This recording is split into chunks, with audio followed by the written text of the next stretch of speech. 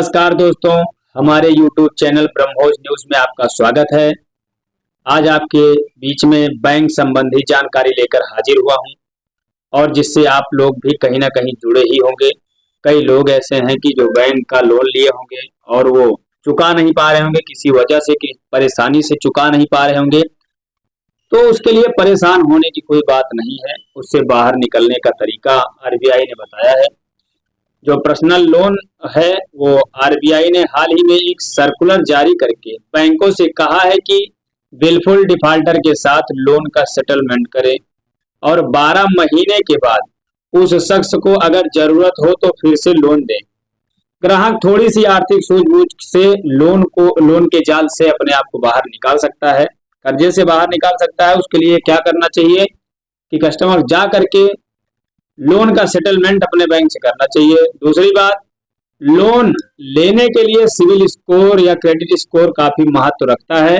समय पर यदि आप ईएमआई नहीं दे पाते हैं या फिर नहीं चुका पाते हैं, किस्त नहीं भर पा रहे हैं, तो आपका क्रेडिट स्कोर कम हो जाता है। ये सब होता है।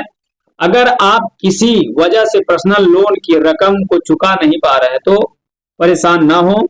कई ऐसे तरीके हैं जिनकी मदद से लोन के जाल से निकल सकते हैं बाहर। इन तरीकों के बारे में हमने एक्सपर्ट से जानकारी ली और उनसे बात करी। तो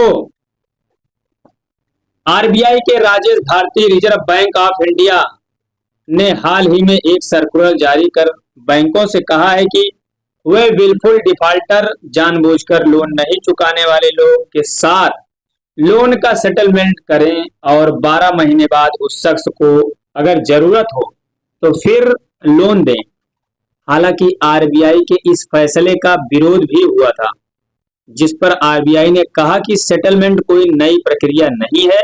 बहरहाल आरबीआई के इस फैसले से उन लोगों को काफी राहत मिलेगी जो सेटलमेंट के बाद फिर से लोन पाने के लिए बैंकों में भटकते थे और उन्हें लोन नहीं मिल पाता था। तो ये आरबीआई ने उनके लिए रास्ता खोला है।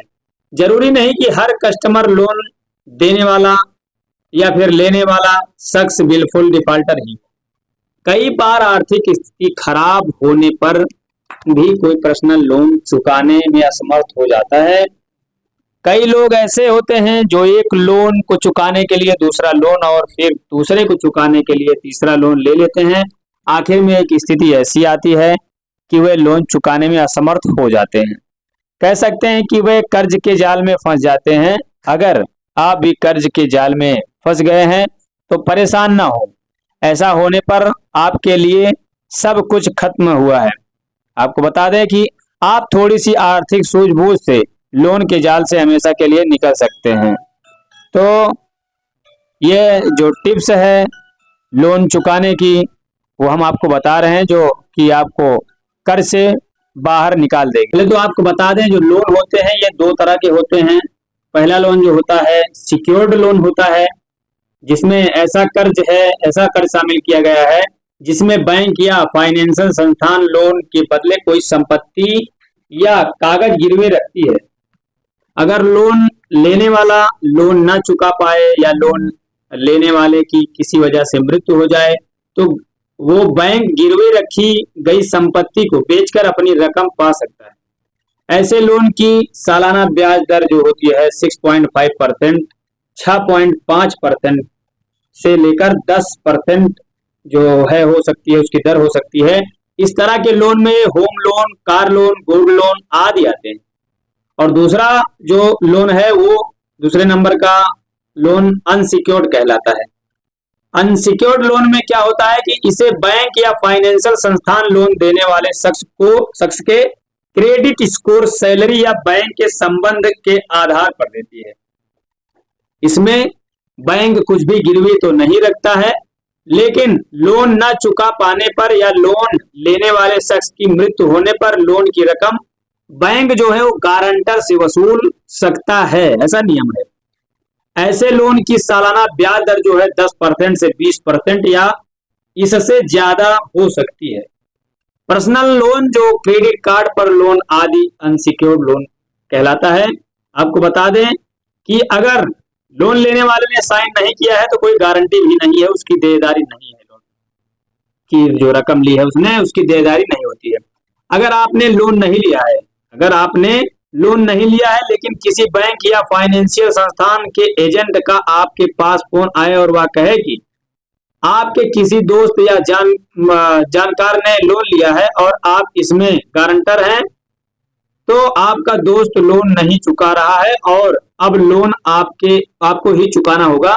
ऐसे में एजेंट से पूछे कि क्या गारंटी के पेपर पर मेरे साइन हैं।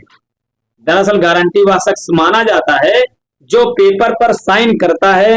लोन लेने वाला शख्स अगर लोन नहीं चुका पाता है तो इस तरीके से जो है आप लोन की प्रक्रिया को समझ सकते हैं। इसमें क्या होता है कि आप लोन नहीं चुका पाते हैं, सिविल स्कोर जो है वो नीचा हो जाता है। लोन लेने के लिए सिविल स्कोर या क्रेडिट स्कोर काफी मायने रखता है। यह 3 अंकों की एक संख्या होती है जो 300 से 900 के बीच होती है। यह संख्या जितनी ज्यादा होगी क्रेडिट स्कोर उतना ही अच्छा माना जाएगा और लोन मिलने के आसार उतने ही बढ़ जाते हैं। मिलाकर आपको जानकारी यह देना है कि लोन को रिस्ट्रक्चर करवा सकते हैं। यदि आप जो है अगर आपके पास ईएमआई चुकाने जितनी रकम नहीं है तो आप बैंक को बात करके लोन को रिस्ट्रक्चर भी करवा सकते हैं। इसमें लोन की ईएमआई कम हो जाती है लेकिन लोन चुकाने की जो अवधि है वह बढ़ा दी जाती है। मान लीजिए किसी शख्स ने 5 लाख रुपए का लोन 5 साल के लिए लिया था। वह शख्स हर महीने करीब 11,000 रुपए की ईएमआई दे रहा था। वह 3 साल तक लोन की ईएमआई समय पर चुकाता रहा। आर्थिक स्थिति खराब होने पर उसने बैंक से लोन रिस्ट्रक्चर करवाने के लिए कहा। बैंक ने बची हुई रकम को अगले 5 साल के लिए और बढ़ा दिया। ऐसे में जहां पहले वह शख्स 11,000 रुपए की ईएमआई दे रहा था, अब हो सकता है कि उसे अब 6 से 7,000 रुपए के बीच की ईएमआई देनी पड़े। इससे उसे काफी मदद मिल जाएगी। और काफी बैंक लोन की रकम को बैलेंस ट्रांसफर बीटी की भी सुविधा देते हैं। ऐसे में बैंक लोन के रूप में और ज्यादा रकम देने की पेशकश करते हैं। इसे पुराने लोन को खत्म हो जाते हैं और नया लोन शुरू हो जाता है। साथ ही लोन लेने वाले शख्स को और रकम मिल जाती है और जिसका इस्तेमाल वह अपनी आर्थिक स्थिति को सुधारने में लगा देता है। तो ये कुछ टिप्स हैं जिन्हें आप अपना करके अपना लोन जो है ईएमआई कम करा सकते हैं और छूट पा सकते हैं। यदि बैंक कर्मचारी आपके घर आकर के लोन की रिकवरी को लेकर जो है परेशान कर रहे हैं या डरा धमका रहे हैं, इस स्थिति में जो है आरबीआई ने कुछ नियम बनाए हैं। इनके तहत अगर कोई बैंक ग्राहक को लोन के पैसे न चुकाने की स्थिति में डराता धमकाता है तो ग्राहक इसकी शिकायत सीधा पुलिस से कर सकते हैं और साथ ही पेनाल्टी भी मांग सकते हैं। बैंकों को लोन की रकम की उगाही का अधिकार है, यह आरबीआई ने कहा है, लेकिन इसके लिए आरबीआई द्वारा बनाए गए नियमों का पालन करना होगा, ऐसा आरबीआई की गाइडलाइंस है। तो बैंक रिकवरी करने वालों के लिए ये गाइडलाइंस है जो आरबीआई ने जारी की है। यदि वह किसी के घर जा करके डराते धमकाते हैं, लोन रिकवरी के लिए धमकाते हैं, तो इस स्थिति में उनके ऊपर जो है वो कार्रवाई की जा सकती है, पुलिस कार्रवाई की जा सकती है।